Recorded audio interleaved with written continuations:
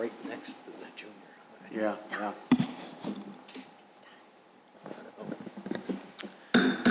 Calling to order the regular meeting of the Wheeling Plant Commission for Wednesday, October 26, 2022. Please stand for the pledge.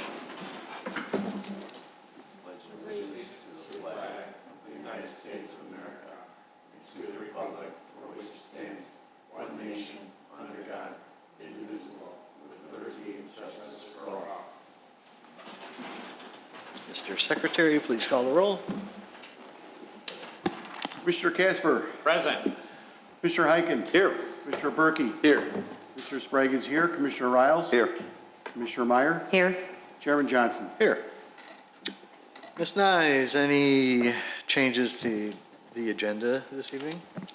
Yes, docket number, I'm not sure, should show up as 7E, although on the agenda it shows up as 7, number 2. The Good Foot Spa has withdrawn their application, so they will not be here tonight. All right, very good. Citizens' concerns and comments. It doesn't appear we had anybody sign up.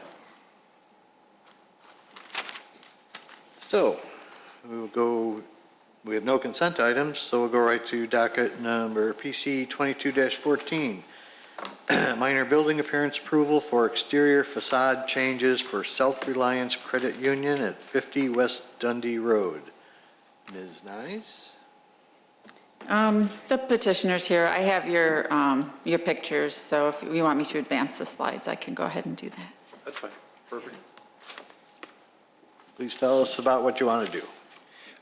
Basically, we want to do is that to the front of the building. Okay. Basically, just hardy board. We're leaving the existing structure. We're just going to build a little bit around it and make it look nice and clean. And these would be the hardy board panels? Yes. Okay. All right. And it would be white with blue lettering. Well, the sign would be blue lettering, but Yeah, now, these the elevations architect, show a different the color. architect did Okay. an ugly color. You're definitely going with the white. We're going with the white. Okay. All right. Anything else you want to add? That's it. All right, we'll go right to the commission. Commissioner Meyer. Nothing really, other than I appreciate the rendering being in white. It's very tasteful. Thank you. Commissioner Riles? I echo, it looks very good, bright, modern, and appealing to the eye. So thank you. Thank you. Commissioner Sprague? Thank you, Mr. Chairman. Good evening. Good evening. Are you planning on painting around the whole building as it shows there? Just like about 2 or 3 feet to the side, and then 2 or 3 feet to this side, and then the entire front. The rest of the brick we're going to leave as is. So basically, street view. Okay. And then how about that flashing up at the roof line? Are you going to do anything with that? That's going to be all new because it doesn't exist there now. Okay.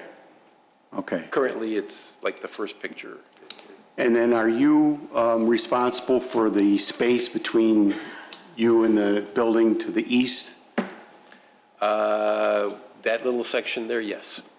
Because I noticed there's like some wooden fences up and maybe some junk in there.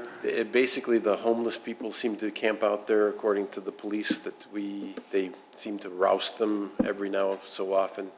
Our plan is to start construction next week if we get the permit approval, and hopefully have it finished within 6 months.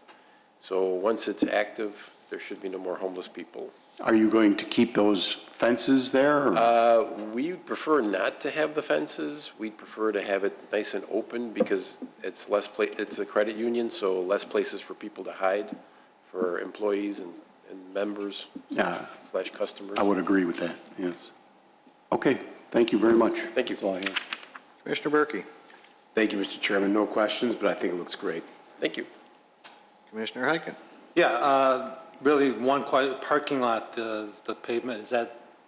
It's going to get redone. Okay. It's part of the depending on what the weather is within the next few months, we're planning on redoing it. Okay, yeah, that's the only question. Looks great. Thank you. Commissioner Casper. Thank you, Mr. Chairman. I have no questions. Very well, and I had no questions, so I'll give it one more chance. Any other questions that people have? If not, are there any conditions? No conditions. All right, and I would entertain a motion. So moved. Second. Was it Commissioner Heiken Icahn and Berkey? and, Was it Berkey? Berkey? and Commissioner Berkey. Commissioner Heiken, Yes. Commissioner Berkey, Yes. Commissioner Casper, Yes? Commissioner Sprague is a yes, Commissioner Riles, Yes. Commissioner Meyer, Yes. Chairman Johnson. Yes. Okay, we can talk tomorrow and we'll get the All permit. right, I'll be here tomorrow morning. Waiting at the door for you. I will, All right, see you 8:30. then.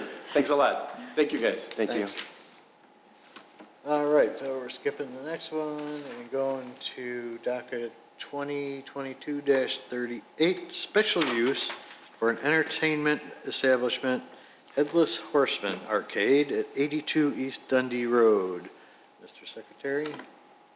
Okay, we have Uday Kumra, leasee, is seeking special use approval pursuant to Title 19 zoning in the Wheeling Municipal Code, Chapter 19.10, use regulations and associated sections, in order to permit an entertainment establishment for Headless Horseman Arcade, a video game arcade facility located at 82 East Dundee Road, which is Zone B3, General Commercial and Office.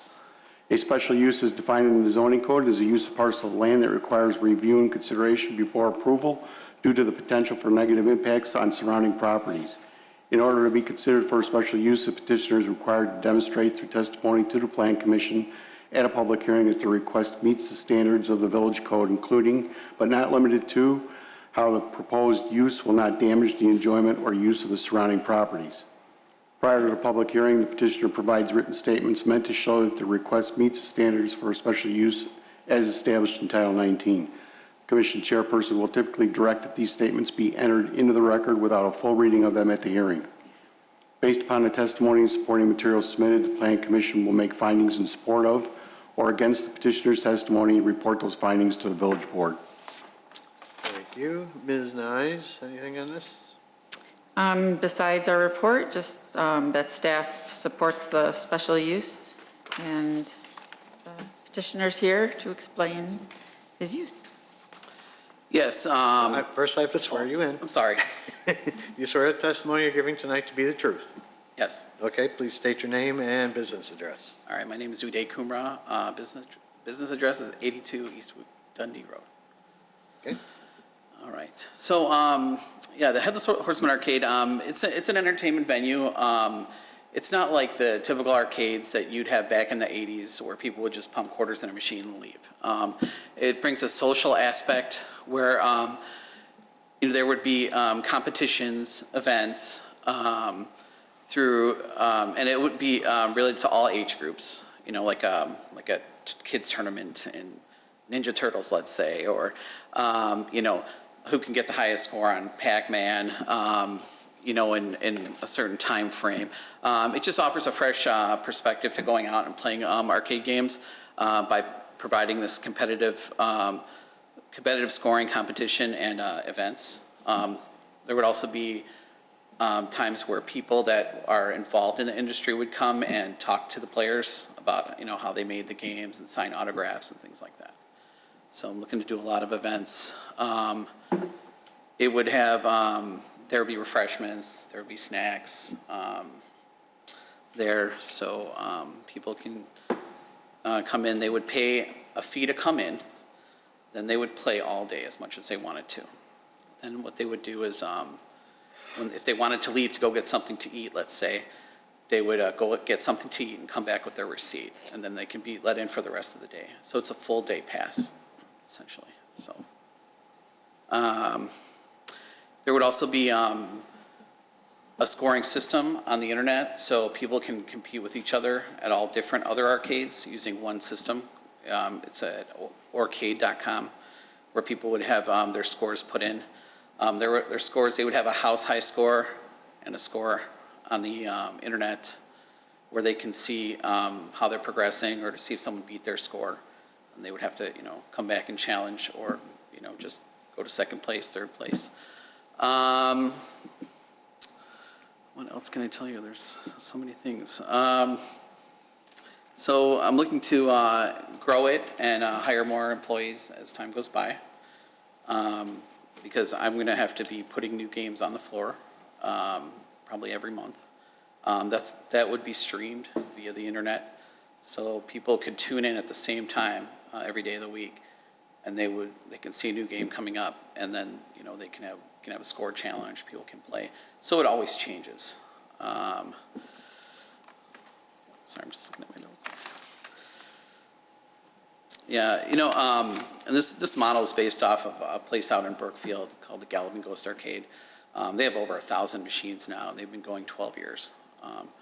Very amazing place. I'm friends with the owner, so he pretty much taught me the business over the last few years. And when COVID hit, I had to go back to work as a nurse and come back and try this when everything died down again. So this is what the plan is. Anything else before we go to the commission? No. Okay. This being a public hearing, there apparently is nobody from the public that came to speak on it. Did we get any letters or anything? No, we did not. Okay. Then let's start at the other end with Commissioner Casper. Hi, I think it's a great concept. I don't know of any other similar type of business in the area. I have a major concern about the parking and traffic situation. I'm just afraid with that narrow width between the building and whatever's on the other property to get to the back, and then would people who park in the back have to then walk that way to get to the entrance in the front, or would there be an entrance in the rear of the facility? I'm thinking they would have to walk to the front. Okay. That's what I'm looking at. I believe, was that space originally an auto parts Yes. store? Okay. An auto parts store, a car comes in and they're there a few minutes and they leave. There doesn't seem to be that many spaces in the front. And I just have a concern about two-way traffic going down that narrow way, people coming around a blind corner, people walking to get to the front. So that's my concern for right now. Sure. Yeah, that can be stated as far as the rules of the arcade. We can have signage up on a monitor inside when people walk in as part of like the signage. When people come in, they'll see that, please drive slowly around the area, or please just give ample time when you're going around the corner to leave. I'm just trying to think what. Yeah, there's also there are mirrors there. mirrors that That I seem believe to at both help. ends. I mean, if there's a lot of cars going in and out of that place as an auto parts store, I think that, there'd be more likely to be an accident than somebody coming in and staying for 4 or 5 hours and playing and then leaving. I mean, I can completely understand your point, though.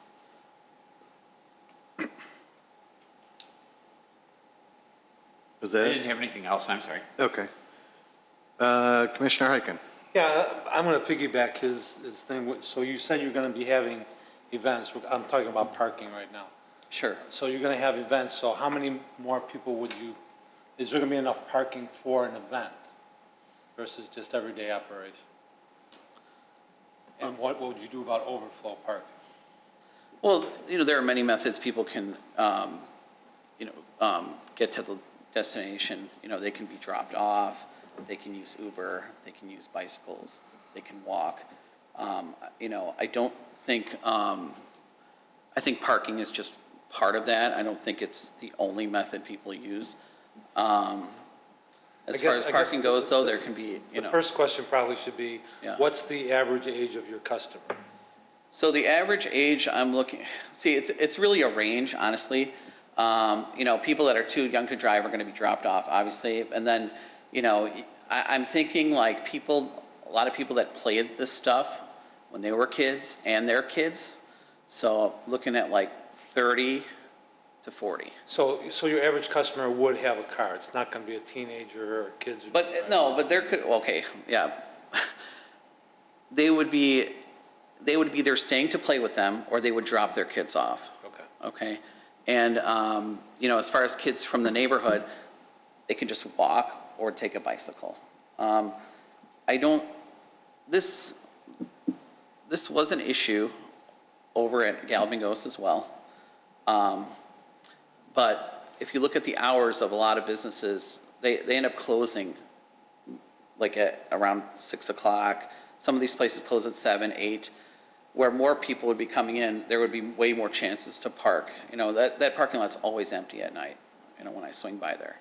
And usually the vape shop is closed, and I don't see any other businesses at this time. But, you know, I believe that, you know, if I'm open till 11, you know, there would be a lot of spaces open from the afternoon, early afternoon, maybe 5 or 6 o'clock. And typically, it's usually Saturdays and Sundays get the most customers. Not after work, you know, it just, people are rushing home, so typically. Okay. So, from what I've seen at the other place. Okay, another question is Sure. The impact on the people around you. The people going to be hanging out outside after they're done in the arcade. Right, yeah, I'm glad you addressed that, yeah. That's something I've seen never to be an issue, really. People pay. They pay to get in there to play, and they pay their fee to get in. Once they're done, they're pretty much tapped out. They're hungry. They want to go. If there are teenagers there, you know, or some, you know, I don't know, kids that want to group around there, you know, there will be signage there. And if I see them, I'd have to tell them, you guys can't hang around here. You guys got to go. So you'll have a Just don't let her- process in place for that. Yeah, oh, yes. Okay. Yeah. And then, just, it's really nothing important, but where's the title? What's the meaning behind the title? So, so the meaning behind the title. So, my friend's place is Galloping Ghost, right? And then H comes after G. So, what kind of rivalry can we make here? Okay. You know. So, and plus, when you think of the title, like you asked me, what is that, right? Mm-hmm. Everybody's going to ask, why did you name it this? Gotcha. I want that curiosity there. Okay. That's all I have. Thank you. Yeah. Commissioner Berkey. Thank you, Mr. Chairman. So these guys took all my questions, but yeah, so I would echo the concern about the parking, especially with people walking to the front while there's people pulling in with that narrow driveway. And then also on top of that, the parking lot seems to be a little bit, you know, weathered. Are you planning on doing any sort of rehabilitation with that? What part of the parking lot? The back, it's like, there's a lot of cracking. I guess it's not, are you going to be leasing that space? Yes. Okay, so it probably wouldn't be you.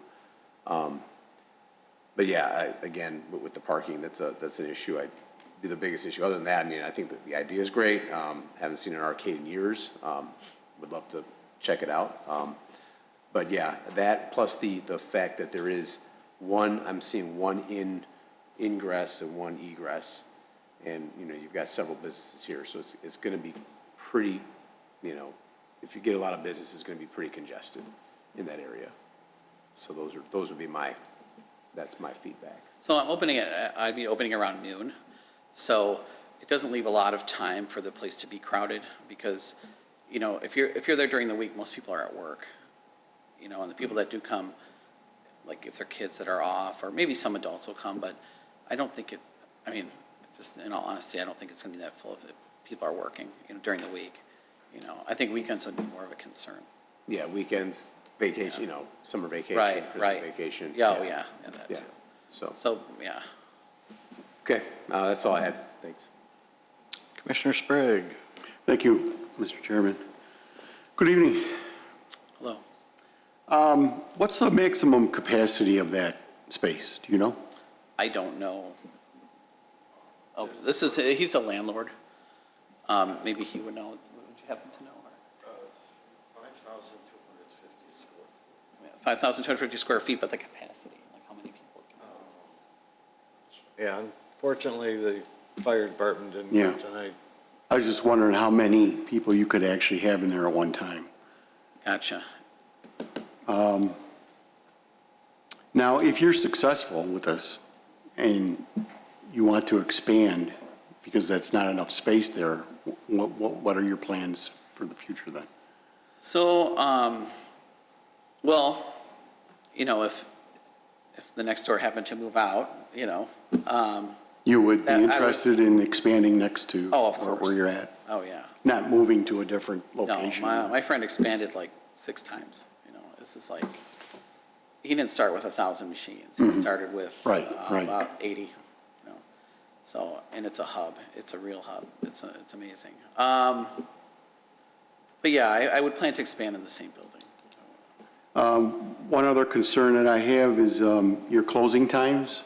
Yes, You do have a community right behind you, right, and if you have a lot of traffic parking in the back there, that could be bothersome to the community that's back there. okay. Do you have to be open that late?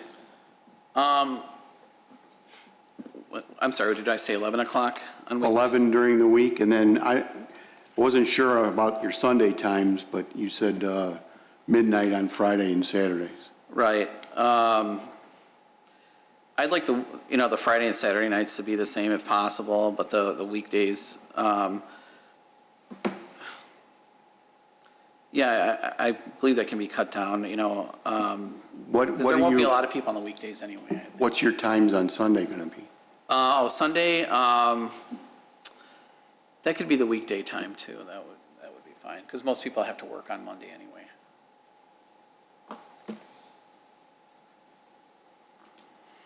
So you're talking whatever the closing time during the week would be on Sundays also? Right. 11 p.m.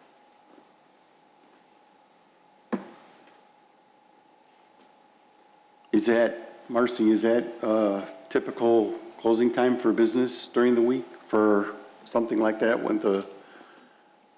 if there's a residential close by? I mean, we don't really regulate You don't, closing times. does it matter? And we can adjust the volume of the machines and everything so that, you know, we can turn them all on. We'll go outside and actually see how loud it is, you know. People would be just walking to the back, getting in their cars and leaving. Yeah, that's, Right, Can't if- congregate. Right, it's going to be a proper enforcement action if there's issues and people are complaining. in the lot. Yeah, then we would have to send somebody out and deal with the situation then. Right, and if it becomes an issue, I can definitely, you know, reduce the time. Yeah, that's, Like, my main concern I'm is, flexible with that, so. is whatever activity happens out in the lot, Right. people leaving or coming in at that late a time, you know, lights shining into the apartments in the back or townhomes, whatever those are. That's my main concern. Okay. Gotcha. But yeah, if you could police the We can encourage people to park in the front. loitering, if there's any loitering, that. Oh, of course, yeah, I don't want that. Definitely And don't want that. It just gives everything a bad name, you know, and I don't want the business to look bad. I definitely don't want the area to start looking bad just because, you know, people want to loiter around, so. One last thing, you mentioned about kids riding their bikes. Yeah. You plan on having some type of bike rack? Yeah, I was looking at that and discussing it with the landlord, and I was wondering, is it possible to put a bike rack in the front along one of the parking lines, like where you line it up so that they can use up one parking space for their bikes? Is that a possibility? Yeah, well, with the limited amount of parking, that's Yeah. not an ideal situation. And I think what staff would prefer is, because we're outside of the bicycle season, or we're getting out of it, we'd probably just see what happens, you know, if this moves Okay. forward, the rest of the season, and maybe into the spring, and then potentially look into coming back to remove a parking space to do something with that. But I don't know, right out of the gate, if you want to go there and get rid of the parking. No, I If we don't want want to get rid of to the see how parking. things are going, but right now, there really is no place to put a bicycle rack because you have to keep the pathway clear for. Would it be possible to go on Facebook, use my social media for the business and say, we do not have bicycle parking here. So please, get a ride or walk. It's just like, I'm not going to put it that way, but Then you're just, fighting your parking situation. right, because then we won't require a bike. There isn't any Because- space in the back of the building for a rack up against the building? Well, if you put it in the back, then you're just encouraging children to Yeah. then walk down the area where people are driving. True. There's a door in the back, so they can get in and out. No, they can't go through the back and inside. No, there's one entryway, yeah, because of Oh, I see. the fee, yeah, so. Well, maybe it's something you could look into. If it becomes an issue with bikes all over the place, then maybe we need a rack. Yeah, I've Right, seen and them then- put inside before too, so. Yeah, well, I did bring up if there is a Right. space inside that Maybe you could put them. some arrangement will be made, to Or section off an area. in the back, in the garage. Yeah, if that's you not have a an bad area. idea either. Yeah, you'd have to wheel it through, but, okay. Yeah, so Yeah, I think we could try and figure Address that. something out. Yeah, maybe, yeah. Personally, I'd like to see that decided sooner than later, because for them to have to come back about a bike rack seems, Well, I think if you're going to take away a parking space, that might require a variance. If where you're going to put it inside or not, where they're going to locate it, I don't think they would come back for that. no, but it should be in there right up now that that's what they're going to do. Yeah, you could make that as a condition.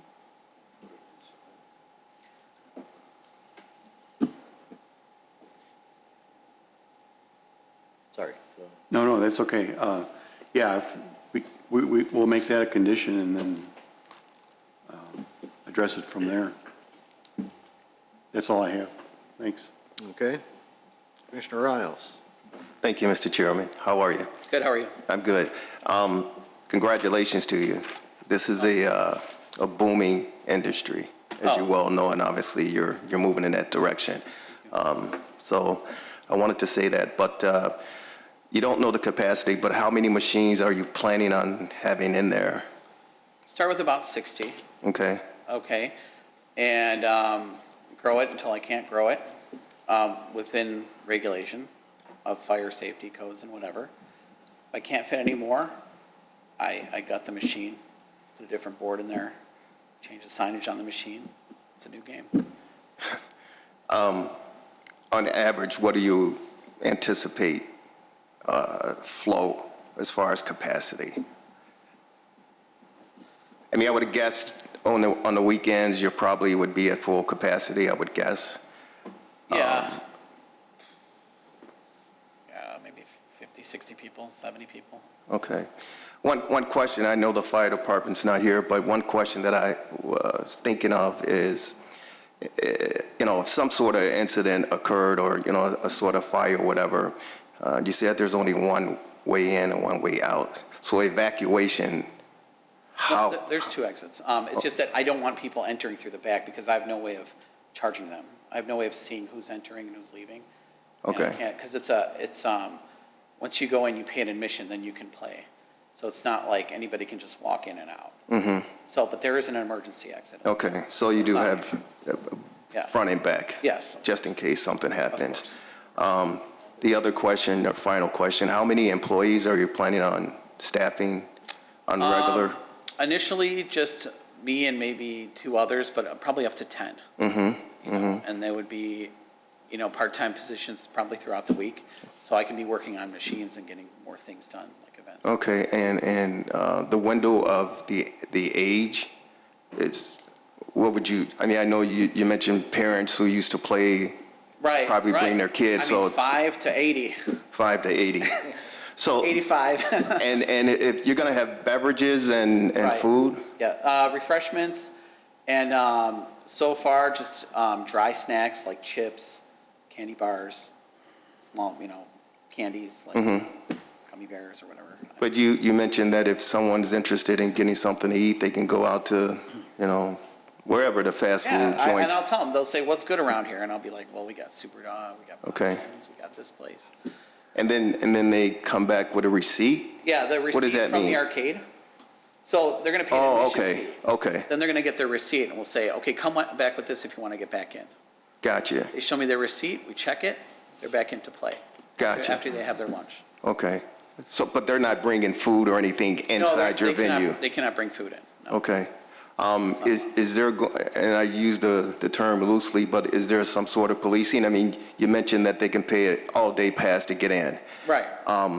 If you have a group of high school kids, let's say, Yeah. during the summer, they can literally just hang out there. They can play the games, let's say, for an hour and then hang out for like 2 or 3 hours? Or how does that work? Yeah, if they wanna stay and play, that's totally fine. But if they stop playing, Well, no, we'd walk around it and we have to tell them like, you can't congregate. You have to, you have to play. All right, you just can't congregate, you can't just stay here. But if you wanna hang out, you can go sit at a table and hang out. Because we're gonna have tables there where people can sit down okay, and have a Okay. drink or a bag of chips or something. okay, So we're allowing that in a certain location that's away from all the people playing in the aisles. That's sectioned off, so. And I'm just curious with the streaming and everything, it's like Wi-Fi or whatever, correct, that you're gonna need? How is that gonna work? How does that Yeah, we work? can just use the Wi-Fi that's at the location in the business. And that's strong enough to accommodate? Yeah, definitely. Oh, wow. Nowadays it is. They keep bumping up the speed, so it's Okay, all right. good. We can also use cable too. They can install cable internet in there and then you can just use the cable too, so. Gotcha. Yeah. One other question, is there going to be, I know there are a lot of like mini stadiums popping up around the country where kids, and I think they were even thinking about doing it in Chicago, where people can come and watch the competition. You mentioned there's going to be an ability to compete with other people online. Right. Is there going to be like a viewing section so people, say Johnny is playing against some kid in New Hampshire or whatever. Right. Will Johnny be able to bring, 10 people to watch the competition? So the way it works is people coming to the arcade would be playing each other. It wouldn't be somebody playing like from here to like another state. Okay. Okay. Or it would be like arcade to arcade. Gotcha. Like we have better players over here, and we have better players. No, we have better players over here. They're okay. Well, they're gonna fight. But we'll watch it online. We'll stream that online. Okay. So it's going to be all in-house competition? Right. Okay. Right. But you're going to stream it so that anyone can watch it wherever? Right. Okay. Yeah. Okay. We would post it on Facebook at a time and say, hey, this is gonna be happening, at 5 p.m. on Monday. Right. Come check it out. Right. It's gonna be a cool tournament, and then you'll tune in and it'll be there. But you're not, they can't bring a cheering section for them to support them in their No, competition? well, they would see the comments on the side, all the comments. Okay. Because people comment on. Yeah, I know that, yeah. but they physically can't bring 10 buddies and say, hey, I'm No, going to no. Okay, I'm just Yeah. curious. Only if they're Right. paying. I mean, if they want to pay for, admission and, Yeah. and they're going to participate in the tournament, that's fine too. Yeah. Or bring a couple friends to watch them play, they'd still have to pay an admission fee. And how much is admission? $20, $20 for an all-day pass? all-day pass. Okay, all right. Thank you. You're No welcome. further questions. Commissioner Meyer. Thank you very much. I really appreciate the creativity of your concept and you're bringing this business to Wheeling. Just a few questions for you this evening. You talked a little bit about the neighboring businesses along the strip there and how they close, I think you said around 6 p.m. So do you have support and consent to be able to use that frontage parking, if you will? I can certainly go to them and ask them. It usually works out. I don't really see it a problem, unless they're going to suddenly reopen later in the night and say, we need the space. Then I could tell people to move their cars. But I don't think it's an issue, really. Okay. Because it's the same setup over in Brookfield at Galloping Ghost that they have is no one's allowed to park across the street until about 5 p.m. Okay. And then just speaking of parking, so in the back part of the property, I know we touched on this a little bit. I noticed there is a safety camera on the building. so that, there's some visibility back there. Is there anything else in terms of lighting? I know there's the adjacent apartments, but I just want to make sure that the lot back there is lit as people are going back to their cars in the evening. Yes, they are, everything in the back, all LED lighting, and it's just like a daylight. I think we have to swear him. Okay, It's pretty bright back there. I don't remember how many lights there are. yeah. But I can attest that it's bright back there. Yeah, I just wanted confirmation that there was sufficient lighting. 8 to 10 lights, Okay. huge, big lights. Okay, and then similar to the sentiment expressed previously about the traffic, just to get, to the back part of the property, I don't know if mirrors exist today, but certainly whatever you can, Yes. The they mirrors do. are there. Okay, The mirrors are there. We Okay. installed them. The other ones, it broke off, the wind blew it out, and I had to go buy a new one. So No, I we told just them. installed the new ones. okay, Everything's doing fine. okay. Thank you. Thank you. You've addressed my concerns. Excuse me, but can you step up? I neglected to swear you in. So you swear the testimony you're giving tonight to be the truth? Absolutely, And your name and Fred business address? Hakimi, And your business address is? 5 South Wabash, Chicago, 60603. Thank you. Okay.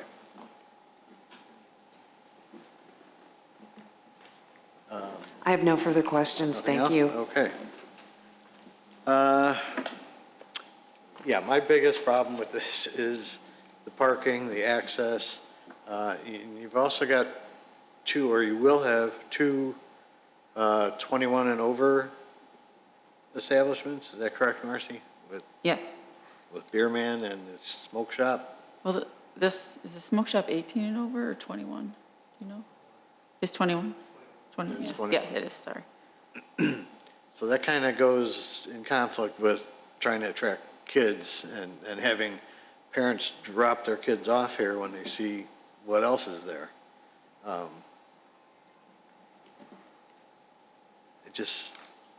I like the concept. I love to see it in Wheeling.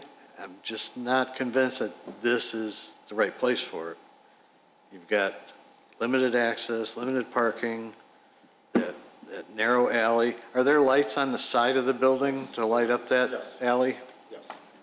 And honestly, you can get 2 cars going back and forth without any issue. I drove back there and tried to imagine it. And It's tight, but Yeah. it's not, not impossible. But then if you throw some pedestrians up against the wall at the same time, then it's impossible. Well, yeah, then you stop and let them go and, work it out. There's 30-some parking in the back and there's 30 parking in the front. You have plenty of parking. But we don't know what the effect Beer Man's going to have yet. I mean, true, it's going to be supposedly an in and out thing, and they're not going to be hanging around there, but Yeah, but I don't think they're going to be open that late. I don't know. Sure, their hours Do we is- know their hours offhand? I don't know them off the top of my head. Steve, do you remember what Beer Man? Their hours are going to be based on their liquor license. So for the packaged liquor, there are stated requirements. I think they can be from 8 a.m. to, I believe, midnight. Those are the standard default hours of a packaged liquor. Okay. So that's not to say that that's the hours they are Right. going to be open, But I they believe could be. They could be in theory, yes. Okay, let's see what else. Some of the parking spots in the back seem to be unusual because of the trees that have grown over them, and you couldn't even pull a car into some of those spots. Actually, I wanted to cut those, but those 3 doesn't belong to me. I'm trying to find the people in the back, Oh, they're part of the complex? yes, the condo complex. Yeah. And I cannot contact anybody. I went online, I tried. I can't find anybody who's in charge. Before Napa store, you used to see the guys that come in, they do landscaper, and he asked them to cut it. Now I can't go sit there all day and wait for them. So Okay. I don't know what else to do. But they won't let me touch their tree. It's not my property, so I definitely want to cut it. Let's see. Okay, we talked about the bike rack. I'll run this one by Steve. A designated smoking area, like we have for other gaming establishments in town. And if people are gonna be there for hours and hours and they're gonna wanna go out and have a smoke, do we need to set up something for that? It's mandated by the Illinois Smoke-Free Act, so the minimum distance is 15 feet from any entry. So it would be dictated by that, with the adjacent tenant space being occupied as well. That distance has to be respective of that space as well. So I don't know if we need to go into the detail of specifying it on the plan. It's just we can, it's a state law that they have to abide by. To ensure that people are smoking where they need to be in a designated area, what we've done in the past with other gaming cafes is have them place a canister, a proper canister for disposing cigarettes at that location, so they know that's where they need to be. And with the placement, we could work with the owner to properly place it so that it meets the state requirements. Okay. I just want to say, I've seen those before, those towers for cigarettes. And I'm looking at this picture now, and it kind of looks like the corner where you go around, but, before that, right where that sign is on the window. Right. It's about, that's That's what I 50. figured it would yeah, add more to the corner there. yeah. But it's the same situation. Their tower is actually very close to their door. They shouldn't really have it that close, but, They usually end up migrating close to the door. so, and then as far as the bike rack situation, I can just make space for an inside if, you want to take care of that now. I'll just make an area inside where I won't carpet and people can put their bikes. I was going to post on Facebook to maybe get an opinion of people riding their bikes and how many people would be taking their bikes or they think they would be taking their bikes, just to see, before I opened, whether, one is needed or not, and if I got, 10 people saying yes and 100 people saying no, then probably wouldn't put one out there, but if 50, 60 people are saying yes, then, I was gonna do a poll before I opened, so. But, if it must be settled now, then, I think indoors. Well, I think we need something in our report about it. Yeah, that would be fine. Let's see, you said tournaments would be hosted here? They would be hosted inside the facility, right? And it's really nothing, I would post it probably 2 or 3 weeks in advance. Hey, we're having this Street Fighter tournament or something like that, just pay the entry fee, and these will be the prizes and, people would come and play. And if I could stream it, if I had the ability at the time to stream, I would be streaming it online.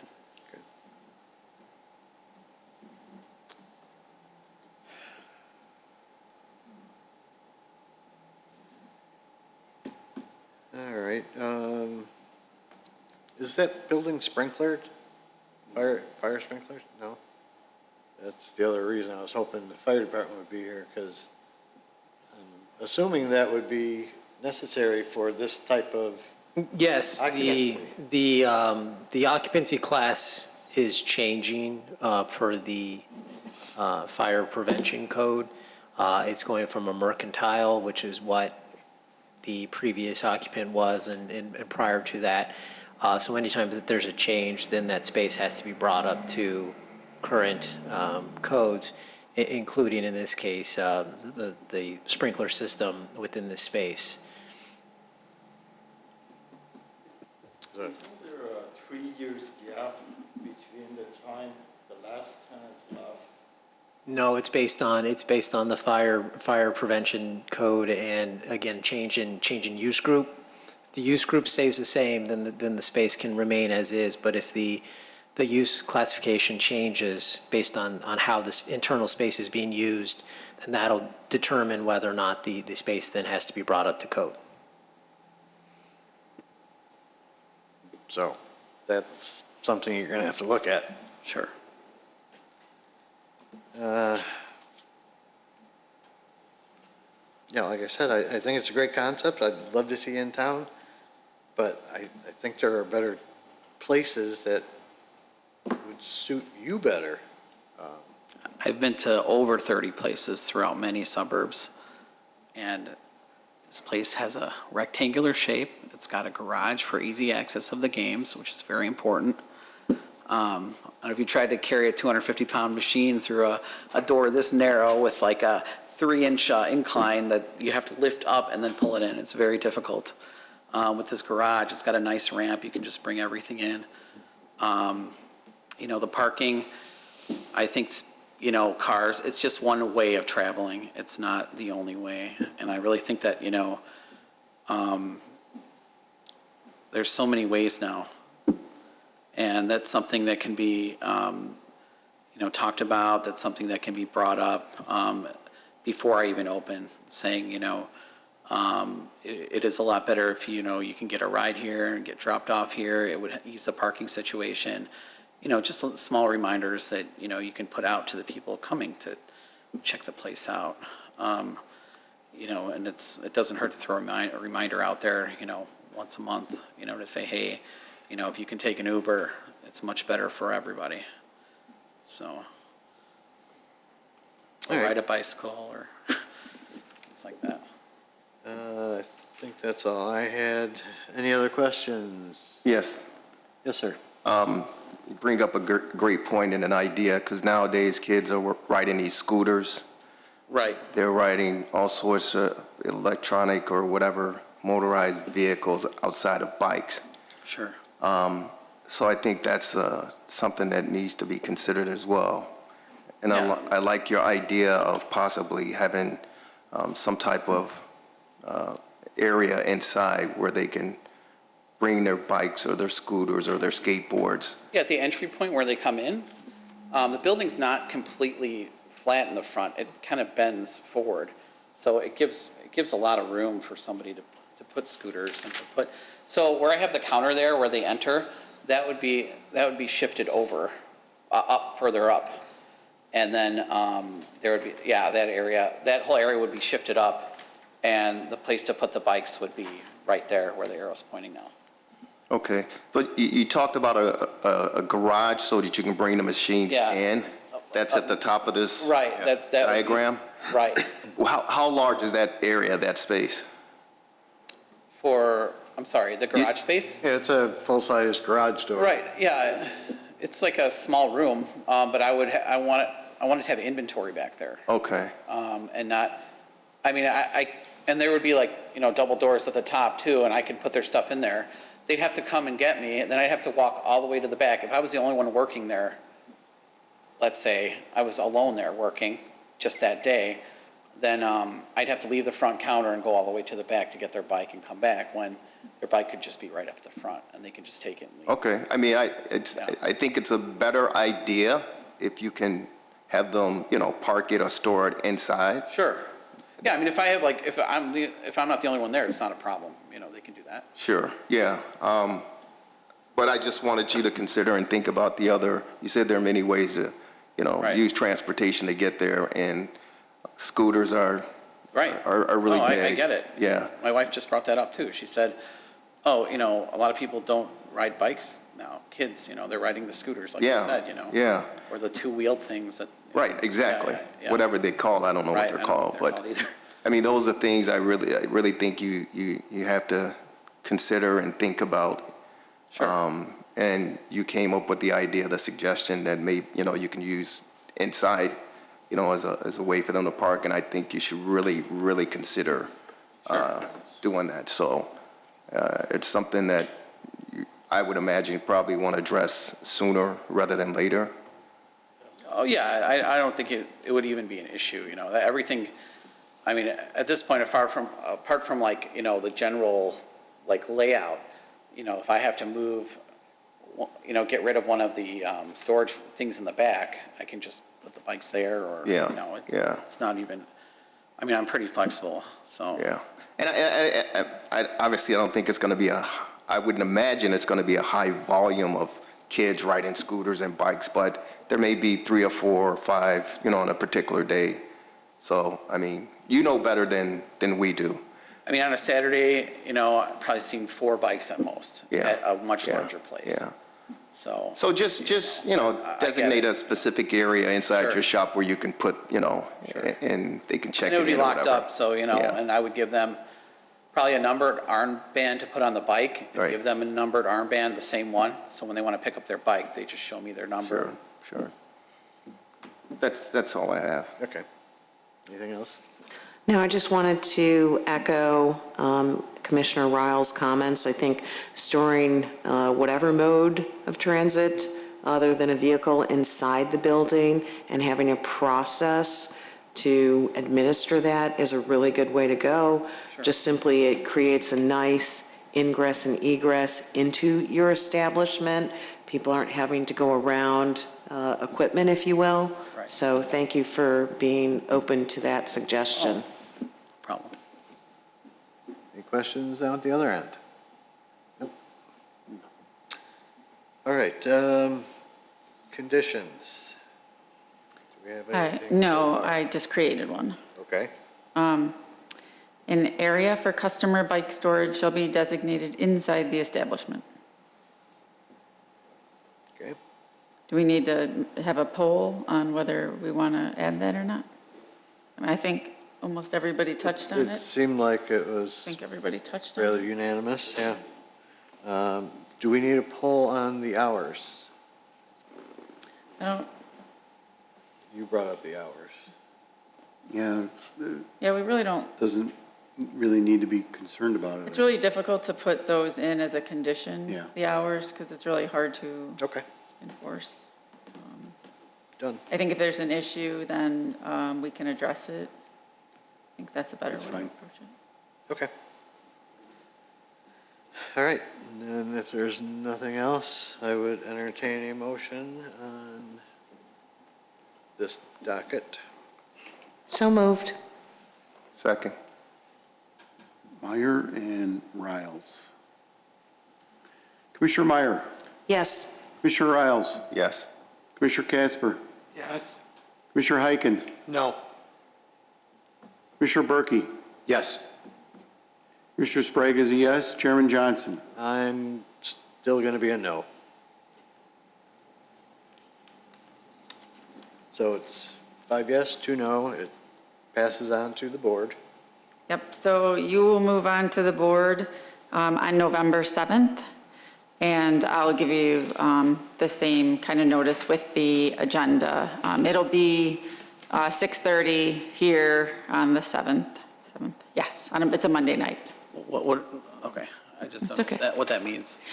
It's just the full village board. They're the Okay. ones that make the final Oh, I see. recommendation, the final decision. Sure. The plan commission here makes a recommendation, and then it goes to the full village board to make the final decision. Okay. And then, once the final decision is made, then the special use is either approved or denied. Okay, But it received a positive recommendation here tonight. okay. Thank you. Thank you for your time. I appreciate it. Thank you. Good luck. Good luck. Thank you. Thank you. Thanks. All right. Yes, we need a motion to close docket 2022-38. So moved. Second. Meyer and Heiken. Commissioner Meyer, Yes.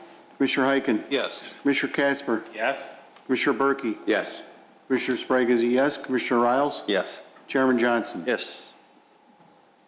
All right, next up, we have docket 2022-37, text amendments to Title 19 zoning of the Wheeling Municipal Code to establish the permissibility of outdoor storage within the industrial zoning districts and the establishment of new land use regulations for gaming establishments and tobacco retail sales establishments. Ms. Dines, you have to read first. Yes, I do. Yes. The Village of Wheeling seeks text amendments to Title 19 zoning of the Wheeling Municipal Code, Chapter 19 zoning, and associated chapters and sections to establish the permissibility of outdoor storage within the industrial zoning districts, and the establishment of new land use regulations for gaming establishments and tobacco retail sales establishments. A text amendment is an amendment to the map and/or text of the zoning ordinance which affects the whole village. In order to be considered for a text amendment, the petitioner is required to demonstrate through testimony to the Plan Commission at a public hearing that the request meets the standards of the village code, including but not limited to how the proposed text amendment is compatible with Title 19 and a comprehensive plan. Prior to the public hearing, the petitioner provides written statements meant to show that the request meets the standards for a text amendment as established in Title 19. The Commission chairperson will typically direct that these statements be entered into the record without a full reading of them at the hearing. Based upon the testimony and supporting materials submitted, the Plan Commission will make findings in support of or against the petitioner's testimony and report those findings to the Village Board. Thank you. Ms. Nyes, anything on this before we hand it over to the petitioner's representative? No. All right, in that case, raise your right hand. I swear the testimony you're giving tonight to be the truth. I do. Please state your name and business address for the record. Steve Robles, Assistant Director of Community Development with Village of Wheeling, 2 Community Boulevard. Good evening, everybody. Here to discuss the first phase of zoning code updates. A little bit of background, the village staff, as well as the assistance of the village attorneys, have been in the process of updating and amending the municipal code for the village, which involves various titles and chapters of the code outside of zoning and land use. We are now staff's now at the point where we are focusing on the zoning code. The zoning code, like many other sections of the municipal code, is quite extensive, has a lot of elements to it. So rather than trying to have a very long marathon session to do all the code updates at once, we felt it best to break these down into segments. This is the first of many segments that we will be in front of the commission to discuss the various changes. The first round of changes were initially introduced at the September joint workshop with the village board. We are bringing some of those elements that we talked about, not all of them. So these will be familiar to the Plan Commission, but we will go over them again for the sake of the public. So the first focus of the text amendments to our zoning code are going to be about outdoor storage within our industrial zoning districts, which I'll go into more detail shortly, as well as new land uses that we are seeing within the village that at this point the zoning code does not have a specific classification for them. So now is the opportunity to create those classifications and really reduce the confusion and ambiguity between the potential business operators and the village in terms of regulation. So in terms of outdoor storage, what staff is proposing is a change in the principal enforcement of outdoor storage within industrial zoning districts. Outdoor storage with industrial operations is very commonplace, just as semi-truck traffic is with industrial operations. The way the zoning code regulates outdoor storage is very restrictive. If you are over 4,000 square feet of outdoor storage space, that requires a special use. However, a lot of the concerns regarding outdoor storage relate to location, visibility, screening, making sure that the site can still remain functional with outdoor storage. And those are all elements that relate to site plan and appearance review rather than special use. As well as the enforcements, or as well as the use of how industrial properties use outdoor storage, there's also an enforcement matter of it as well. We have a high number of enforcement cases with our industrial operators with outdoor storage. So this is also reflective of making sure that we are catching up with how properties and industrial operations are conducting business within the village. So staff analyzed the zoning code and looked at ways to allow outdoor storage within a specific set of criteria. I believe there are 7 that are being proposed to be added into the zoning code. The areas that we are proposing to add this into section 1910-070, which is the accessory uses and structures section of our zoning code. Many of the Plan Commission may remember that we as staff proposed a number of changes to this section. We did a pretty extensive overhaul of this section, primarily due to fences on corner lots, on corner properties, residential fences on corner properties. We were seeing a high number of variances related to that, so at the direction of the Commission and the Village Board, staff proposed amendments to look at ways to allow fences on corner properties within the residential area. At that time, we also looked at the overall section and made pretty holistic updates. Now we're looking at this again because this is where a lot of the regulations for outdoor storage with the industrial districts would apply, because it has to do with screening and location requirements. So the first criteria would be that outdoor storage must be screened with a solid fence, 6 feet in height, to comply with the fence regulations that were discussed previously. The material needs to be of the fencing either needs to be wood or composite material or masonry or a comparable material, and that comparable material would be determined by the zoning administrator, which is the Director of Community Development as defined within the zoning code.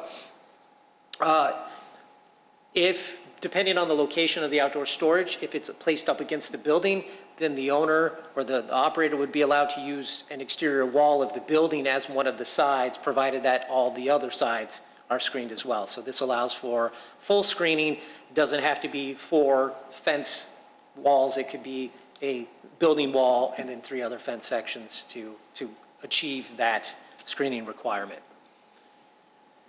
Second criteria would be that no outdoor storage would be allowed in the front yard and must be located entirely behind the front plane of the building. Now, the front plane in this example here has been underlined and highlighted because that is in addition to what was reflected in our staff report to the commission. So we, after consideration and further discussion, we found that some further clarification was needed, so that was added to the criteria. In this example here, we have an industrial building here, kind of in the center part of the property. It's a corner lot. So we have our defined front yard, but then we expand on this to say that outdoor storage would not be allowed to extend beyond the front plane of the building. So in this case, there's a front plane here that extends north-south, and then a front plane that would run along the building that continues on west of the building. So all this area in here, based on this language here, would prevent outdoor storage within this area. Third criteria would be that outdoor storage is not permitted within any of the required building setbacks. This is to allow for adequate space and light to the adjacent properties, but also for any emergency, if there's storage of material that may be combustible, that allows for enough sufficient space between properties for emergency response as well. So again, taking the same scenario, adding in setbacks, and these are approximate, so don't take my word that these are to scale, but the approximate setbacks, and when you add those, when these are added into this property's example, everything that's in the red hash area would not be allowed to be used for outdoor storage, which would then allow for this green area to be used for outside storage with the screening. The fencing would have to be inside the setback too? The fencing would be allowed to go to the property line. That is allowed by the current code, or they could cut it. They have to leave We a would gap just, there. right, when the plans come in for the outdoor storage, staff would review that to make sure that the setbacks are being adhered to. Thank you. The next one is that any outdoor storage needs to be placed on a hard surface. That can be concrete or asphalt. It cannot be put on grass, compacted dirt, or gravel. Those are not approved surfaces. And again, this is to make sure that there's an adequate ground surface to make sure that nothing is, depending on the equipment or material, whatever, leaking into the soils, but also to allow for property maintenance. If it's a grass yard and there's equipment everywhere, that's going to make it very difficult to maintain that grass, and then you have a tall weeds situation. So in order to avoid all that and maintain property standards, it must be on a hard surface. Any kind of waste or byproduct that is created by the industrial operation cannot be located, they cannot classify that as outdoor storage unless they place it within a proper container, dumpster, what have you. Again, we've added this in there to add some clarification that if a business owner wants to, or operator wants to put the dumpster or the trash container in the outdoor storage enclosure area, they can do so. It has to meet the requirements of, and we reference that section there of 191150, which refers to, which provides a criteria on trash containers. And then I believe the last one is that required off-street parking cannot be reduced from the minimum required to allow for outdoor storage. So if a business has a surplus of 10 parking spaces, they cannot consume any more than those 10 parking spaces because that is dropping down their minimum supply that they need for either customers or employees. So a business would not be allowed to use a parking lot and completely use that and then take away all their parking requirements. So the minimum parking requirements have to be met. If they have an excess amount, then they would be allowed to go beyond that. If it's just just part of the yard that there's extra space, then they would be allowed to use that as well, as long as a hard surface is placed on that. So those are the, last one. Any vehicle that's located within the outdoor storage area needs to be associated with the business and their operations. Therefore, businesses would not be allowed to put unrelated vehicles there to have extra storage. Employees' RV or a boat or something like that. This is not a free-for-all to just say it's behind a wall. It's not a matter. It's, you can put vehicles back there, but it has to be associated with the business. One of the elements, so with that, if there are any questions, I can take those now. But we do have a question for the commission. One of the things that is growing in popularity is the use of shipping containers as de facto sheds. We have a number of industrial businesses that use shipping containers, and they'll use it for their lawn maintenance equipment, or they'll use it for excess supplies, whatever that is. So one of the questions we have for the Plan Commission is, should these containers be required to be screened, or could they be there as part of the outdoor storage but not have to be screened by a fence? So for example, if an industrial operator wanted to just have one of these, and that was it, that's all they needed, put it in their parking lot, does not take away parking, is that acceptable, or would the commission prefer that it still be required to be screened from all sides? That is kind of the question we have to the Plan Commission. Well, a 6-foot fence wouldn't screen that anyways, right? No, you would still be able to see it, but again, it is deemed as outdoor storage. It is not storage that is within the principal structure, so this is technically classified as outdoor storage, but based on how it works, you can't see any equipment or any material once it's inside. So do the screening requirements become as concerning? Are there any issues with fire code if these are against the building? Do they have to be sprinklered? They have to meet fire code separation from the building to not be sprinklered, but as long as they're separated from the building a minimum distance, then they're fine.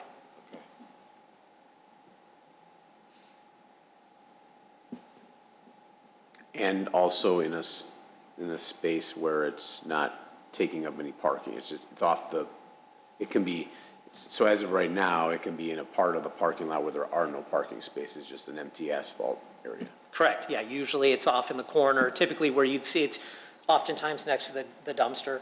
Yeah. And it's just sitting in the back corner there. Fortunately, we haven't seen any in the front yard because, again, that draws attention to people. The businesses don't want people snooping around those anyway, so they are in the back. We would add that requirement in that, again, they wouldn't be allowed to be. The only exception, they would have to comply with all the other proposed requirements I just walked through. The only exception would be it would it not have to be fenced? And so just to that point, I know they're used quite commonly in other jurisdictions for storage, that sort of thing. Just from a placement standpoint, would you specify certain requirements? In other words, okay, it has to be X distance from the building, it has to be, not obstructive or visible by a neighboring residence. I mean, that's where I think the biggest concern comes in, is not so much in the industrial use, but if that industrial designation backs up to a residential area, then I can see there being some concern, because let's face it, they're practical, but they're not the most attractive. Right, correct. So to answer that first part of your question, yes, we would add in criteria that says that I believe the minimum distance is 10 feet from the building. It must be at least 10 feet away from the building in order for it to not have to be sprinkled for the Fire Prevention Bureau. So we would add that in there as well. The reason why we would apply the setback requirements is say that a building isn't allowed to be beyond the setback requirements. So this storage container unit would not also be allowed to be, this would not be allowed to go into those setbacks as well. They have to be, so they have to abide by all those requirements that the building would have to follow as well. It's just whether or not, if there's extra space on the property where they have put these, again. And would you add a condition in there that if this backed up to a residential neighborhood, that, I don't know, there was some sort of, I mean, if you're in a residence, okay, do you really want to look at somebody's shipping container? It's one thing looking at the back of the building. I wouldn't want to look at a shipping container, and so I don't know if there's some condition that could be applied to say, if you're an industrial user and your placement of the shipping container interferes with a residential line of sight, you must therefore do this. It is common within the Wheeling zoning code, as well as many other zoning codes, that indicate that when an industrial property abuts a residential zoning district, that there is expanded buffer yards, expanded green belts, things of that nature. So zoning codes traditionally identify that when you have two adjacent incompatible uses, that you need to address that incompatibility through landscaping or separation, screening, what have you. So we could very well add into that into the draft code that if a property is adjacent to a residential zoning district and the shipping containers in that area, then it needs to be screened then. That seems reasonable to me.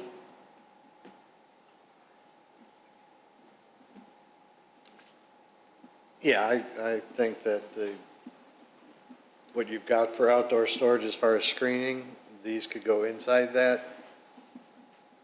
I don't think you can get away from the fencing needs. Plus, it may discourage container use too, if you require the screening.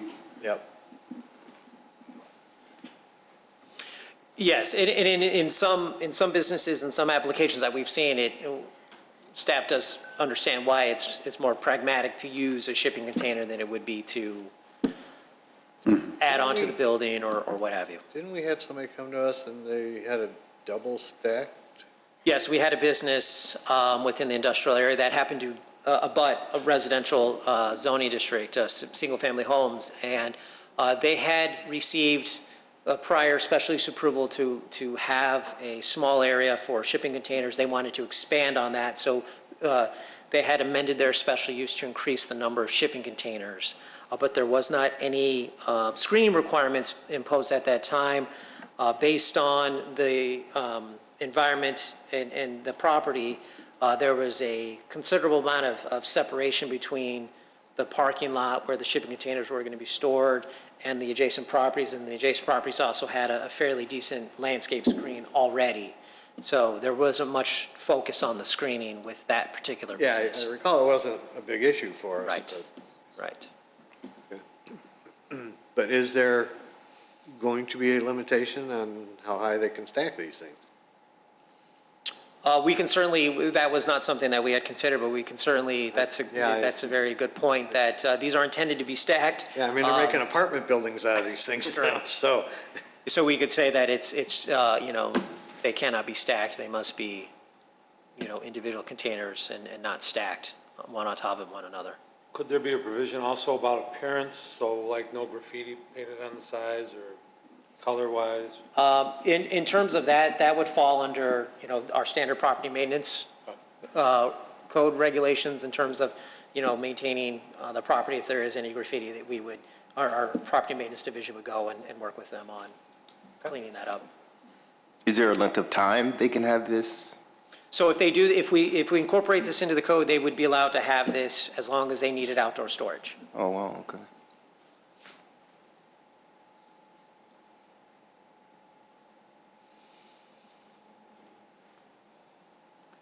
So I'm understanding, just so to summarize that the use of shipping containers is acceptable. If they are adjacent to a residential zoning district, they must be screened, and that they aren't allowed to be stacked vertically. Yeah, what's the base requirements? Would that be the same as normal storage? Correct, yes, they could not be within a setback, cannot be in the front, cannot reduce parking, all of those things that we led up to this question would all apply as well, in terms of location requirements. And then what they sit on also? Correct, correct. But no screening. No screen unless they are adjacent to a residential area. Why not? That's the question. Oh, okay, well, my opinion was they would just fit inside whatever the screening rules are, and Okay, I don't know how everybody else feels about it. Yeah, maybe take a poll. yeah. I think it'd be good to take a poll. Should we consider broadening that to screening it when it's adjacent to a non-compatible use zone, including residential, but other, I can't think of any off the top of my head. Yeah. Others that just aren't a good fit for that character of that area? Yeah, yeah. But I mean, it can be written up as it has to be within a fenced area or screened area, and if they want to ask for a variance on it, they can certainly do that. They could, yes, that is an option. If for whatever reason, the operator or the business owner cannot meet one of the proposed criteria, then they can certainly request a variance from one of those, whether it be the hard surface, whether it be parking reduction, location, any of those things, that would be eligible to apply for a variance. All right, so how does everybody feel about they would normally be within a screened storage area behind the front plane of the building? Commissioner Casper? I'm fine with that. Commissioner Heiken? I'm good. Commissioner Berkey? I'm good. Commissioner Sprague? Screened. Screen? Commissioner Riles? I'm My Prevagen isn't kicking in. I'm good. And Thank you. Commissioner Meyer? I can support that. Okay, Okay.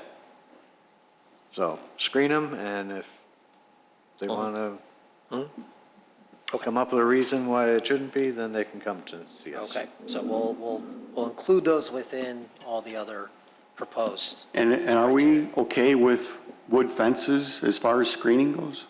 As long as they're solid, yes. That's what we've seen in the past, which has been kind of a prior use is chain link fences with slats in there.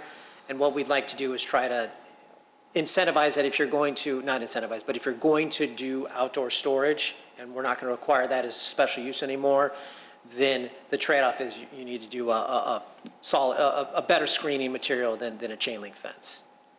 Okay, well, that leads right into my next question. Okay.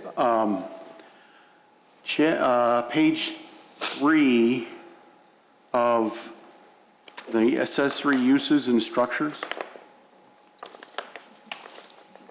Yeah, let me get to that. Yes, okay. Item 1I, permitted and prohibited fence and screening types. Item 4, chain link fences, chain link fencing is permitted except for chain link fencing constructed with less than 9-gauge wire. Yes. So is that contradicting? No, that is a general provision, and then we have specific provisions that follow that, and those specific provisions apply under specific set of situations. So in this case, we've added the outdoor storage, and we've specified within that wood or composite or masonry must be the material for screening. So these are general provisions that precede the following section, which is specific requirements. And do we don't care that there's chain link fence in the general? No. Okay. No, that is one of the discussions that occurred during the corner yard. Right. And it was determined that chain link fencing Okay. was acceptable. Okay. Thank you. Just can't. But no electrical charged fencing. All right. Okay, thank you for that one. So we'll move on to, because of this, there are some additional cleanup that's required in these four sections. All of these sections reference outdoor storage. The general industrial district requirements mentions that there is no outdoor storage, but that will change. The I-4 specific heavy industrial talks about that outdoor storage may be acceptable given the intensity of the I-4, but now, again, it is acceptable under conditions. The accessory uses and structures, as I mentioned, there's some additional cleanup that we are proposing within that. And then the off-street parking and loading section, there is a general, there's a little requirement in there that talks about vehicles associated with, commercial vehicles associated with commercial and industrial operations, and that the parking spaces cannot be used for parking or storage of vehicles or equipment, which now would contradict the proposed code. So these sections would be cleaned up to remove the conflicts of the new outdoor storage permissibilities. If there aren't any questions on outdoor storage, we can move on to the new land uses and the proposed two new land uses that staff would like to add into our zoning code would be gaming establishments and tobacco retail establishments. These are two businesses that are becoming very prevalent in the community.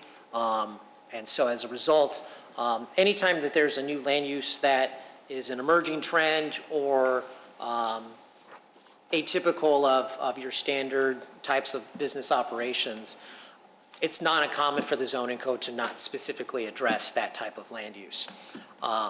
Whenever that occurs, the planning division looks at the zoning code to see if there is a comparable land use classification that would provide direction on how to regulate this. For example, gaming establishments have been referred to as gaming cafes because they're either classified currently as a restaurant or a tavern. So as a result of that, if a gaming operator wants to come into the village, they would either determine if they want to operate as a restaurant or as a tavern.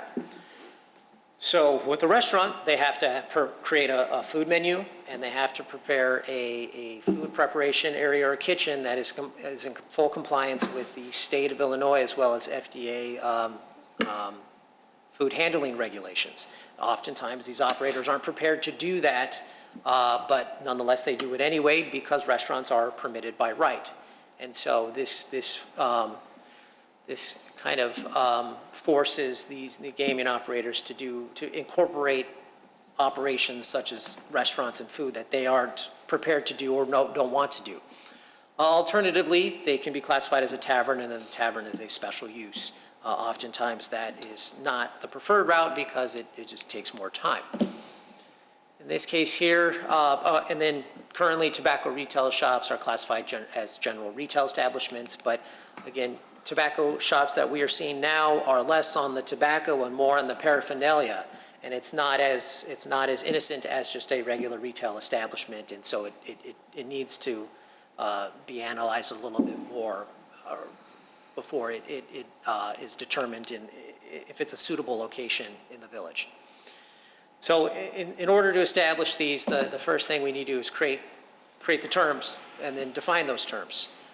So the definition section would be amended to create these two new definitions. Gaming establishments would be an establishment at which gambling activities pursuant to the state of Illinois regulations are the primary business conducted on the premises. The term won't include a tavern, restaurant, or entertainment establishment, and that's just to make sure that someone can't say, well, I'm a restaurant, not a gaming establishment, or I'm an arcade, not a gaming establishment. So that's why that last sentence is in there. The focus on the primary business being conducted is key because we don't want to penalize restaurants, tried and true bona fide restaurants that want to add gaming into their establishment. So a restaurant their primary business is going to be restaurant. And so for them to put in gaming, that's an easier path, and we've heard directly from the village board that they want to make sure that existing restaurants or restaurants that come into the community aren't as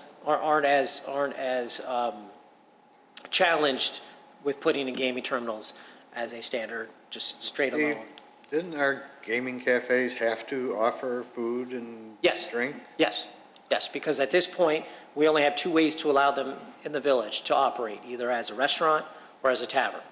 So with this, you could just get a storefront and put in 6 machines and not have to serve anything. Correct, and I will get to that part in a little bit.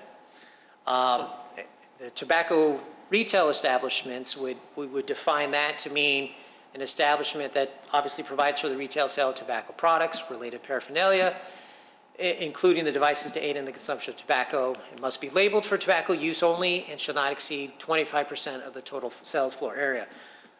This is in response to the tobacco stores that have been licensed in the village, and when we review their business license and their floor plan, I would say that 75 to 80% of the sales floor is just paraphernalia, and they're coming in under the guise of a tobacco store, but it's all just paraphernalia. So our suggestion is to reduce the paraphernalia area to just 25%. To make sure that they are not a paraphernalia store, but a tobacco store. So can I ask a question about just tobacco and how it's defined? Because, you do have e-cigarettes out there, you've got vaping, you've got cannabis. I'm assuming the cannabis-related stores are not falling under this definition? So dispensaries and the sale of cannabis that has the drug element to it would not fall under tobacco related or tobacco retail establishments. Okay. And they would be subject to the state act regarding the regulation of cannabis. Okay. That can only be sold through a licensed dispensary. However, there are byproducts that do not contain enough of the chemical that are allowed to be sold at retail establishments like gas stations. I think when Family Video was still operating, they were selling CBD-related products. Right. It does not meet the criteria to where it is a federally classified drug of marijuana, so they're allowed to sell that commercially. Okay. So any tobacco-related retail establishment would be able to sell any of those products that have barely enough to not meet the threshold of a classified drug where they would be subject to the dispensary requirements. Okay, and so where I was headed with this, you just nicely articulated that they can offer that, but does that classify them as the tobacco retail establishment, or is it? If they wanted to offer cannabis, no, then they would be classified as a dispensary. Okay. Correct. Yes. Okay. Yes, that's correct. And then in terms of rounding out the definition, just specifying that on-site consumption is not permitted. So with that, because we are making modifications to gaming and kind of pulling that out from restaurants and what have you, we need to also amend the restaurant and retail establishments definitions to remove conflicts. So let me fast forward to the gaming establishments per Chairman Johnson's question. So gaming establishments, what is being proposed is creating a specific category for a gaming establishment, no longer a gaming cafe or gaming tavern or what have you. They would be a gaming establishment. As proposed, there's no change into the permissibility of where they are. Currently, they are as a restaurant or a tavern permitted in B1, B2, B3, the mixed commercial district and mixed transit-orient district and the mixed industrial districts. So those are all where gaming cafes are allowed now. We're not proposing to change that. What is being proposed to change is now the special use requirement. So a gaming cafe was classified as a restaurant, and therefore restaurants are permitted by right in those zoning districts. Now that they would be classified as gaming establishments, they're still allowed in those zoning districts, but now, regardless of where they're located, if you're a gaming establishment, you will now be required to go through a special use process. If you want to be a restaurant, then you need to meet the criteria for a restaurant. One of the other proposed conditions we have is to limit one gaming establishment per shopping center development or property. So if it's a shopping center and the shopping center already has a gaming establishment, that shopping center is excluded from having a second one. If it's a single property and it has one gaming establishment there, the gaming establishment leaves, then the next one can come in, but they wouldn't be able to split up the building to create two gaming establishments. Same thing with the development. If you have a mixed-use center with various buildings, if there's one building that already has a gaming establishment in there, then that property, and that is to help disperse the gaming establishments throughout the village rather than concentrating them in one particular area. It's just kind of evens the playing field from the village's standpoint and saying that center already has one. There are other centers available, commercial centers within the village that do not have one and would be eligible for one. It's a similar approach to the state's distribution of cannabis licenses. They're trying to distribute them evenly across the state rather than concentrating them in specific areas. So, to your question, that's what is being proposed with the gaming establishments. In terms of tobacco retail establishments, staff is only proposing that they be permitted in the B1, B2, and B3, again, as special use. As I stated, these tobacco retail establishments aren't as innocuous as they seem. The ones that we have within the village that have been licensed, again, it's questionable in terms of their paraphernalia, what classifies their product and what have you, and so we feel that it's best served to, before the license is issued, that the tobacco retail establishments go through the special use process as well. And how would we really review these? It's the same as any other special use. There's the 6 standards for special use that any petitioner must present how they meet all those requirements. And that would be the burden of a gaming establishment operator or a tobacco retail establishment seeking to locate in the village. They would have to present their case as to why they meet the standards for special use. Okay. As I mentioned, the restaurant categories would also have to be amended to remove some conflicts. So the zoning code currently has 3 restaurant types. There's restaurant drive-through, there's restaurant fast food / carry-out, and then there's restaurant sit-down restaurant. I believe it was maybe a year or 2 ago, the staff presented text amendments to change restaurants from a special use to a permitted use. So restaurants now are allowed to go in by right if they're in the right zoning district. The only condition is that if there's a drive-through element, then the drive-through requires the special use. In order to correct that, we're not proposing any changes to the drive-through. If you're a restaurant, you have a drive-through, you're a drive-through restaurant, and you require special use. Currently right now, we have the restaurant fast food category. You can see how it's defined there. Basically, we're proposing to completely remove that. This definition really isn't needed anymore because we do not need to delineate between a carry-out restaurant and a sit-down restaurant. Either way, whether you're carry-out or sit-down, you're permitted by right. So we don't need to make that distinguishment. We don't need to distinguish that type anymore. And for the last couple of years, sit-down restaurants have been doing carryout. Exactly, exactly.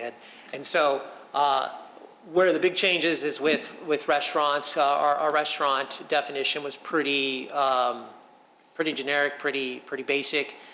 We've added in to clarify, because again, we want to make sure that we close up the ability for anybody to say that they're a restaurant when they really aren't a restaurant. So we want to make sure that we shore up that restaurant definition to say it's an establishment where you have the storage of food, the preparation of food, and you're serving food on premises.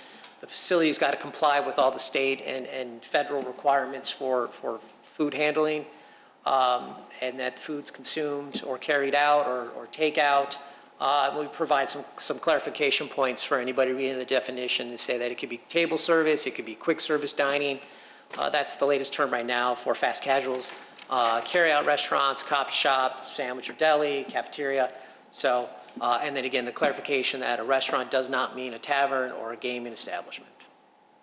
So again, just clarification, expanding that to better define restaurant. Steve, No, I'm good. I'm good. I'm good there.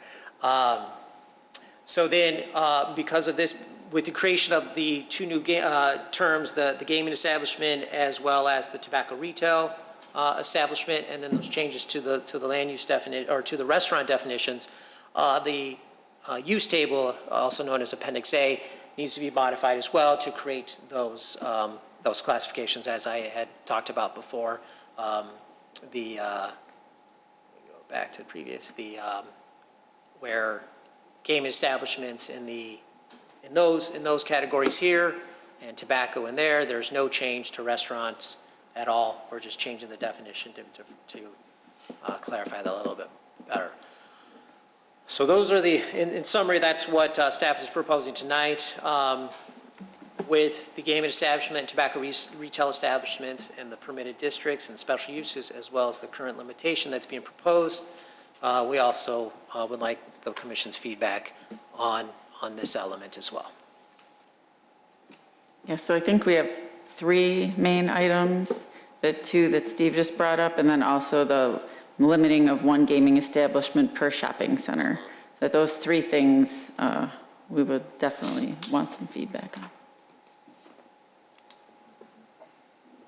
Commissioner Meyer, any? Nope, makes sense to me. Commissioner Riles? No, it's good. Commissioner Sprague? Good, thanks.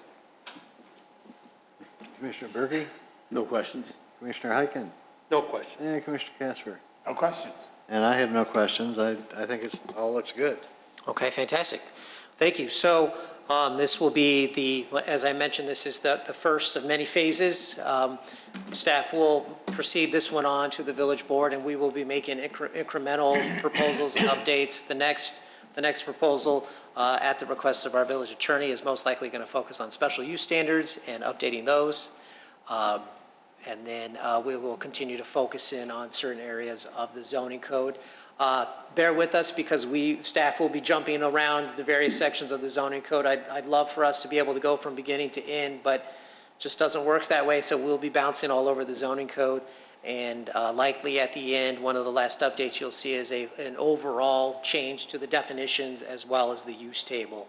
But we don't want to make those changes now and then have to keep changing them as we go through the process and maybe add some more things to it. So we want to save those major ones to the end. But this gets us started, and then we'll continue with staff and the village attorney continue to work on highlighting various sections of our zoning code and continue to bring those forward. So we do need to vote on this, though, correct? Yes. Then I would entertain a motion for the approval of docket 2022-37. So moved. Second. Meyer and Berkey? Yes. Commissioner Meyer? Yes. Commissioner Berkey? Yes. Commissioner Casper? Yes? Commissioner Heiken? Yes. Commissioner Sprague is a yes.